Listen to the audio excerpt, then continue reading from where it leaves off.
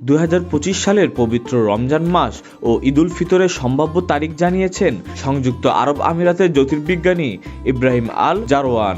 আমিরাত জ্যোতির্বিদ্যা সোসাইটির এই চেয়ারম্যান বলেছেন, আগামী 1 মার্চ থেকে পবিত্র রমজান মাস শুরু হওয়ার সম্ভাবনা বেশি। অর্থাৎ আর মাত্র 7 সপ্তাহের অপেক্ষার পরই শুরু হবে ইবাদতের মাস রমজান। বিশ্বের বেশিরভাগ দেশেই খালি চোখে বা আধুনিক যন্ত্র ব্যবহারের মাধ্যমে রমজান মাস শুরুর তারিখ ঘোষণা করে থাকে। কিছু দেশে দিন ক্যালেন্ডার গণনার মাধ্যমে আগে থেকেই দিন তারিখ নির্ধারণ করা থাকে। আরবি 12 মাসের মধ্যে নবমতম মাস হলো রমজান। এই মাসটিতে সূর্যোদয় থেকে সূর্যাস্ত পর্যন্ত সব ধরনের পানাহার থেকে বিরত থেকে রোজা রাখেন বিশ্বের সব মুসলিম।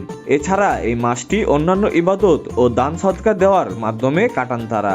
এবারে রমজান মাসটি যদি 29 দিনের হয়, তাহলে আগামী 30 মার্চ মধ্যপ্রাচ্যের দেশগুলোয় ঈদুল ফিতর পালিত হবে।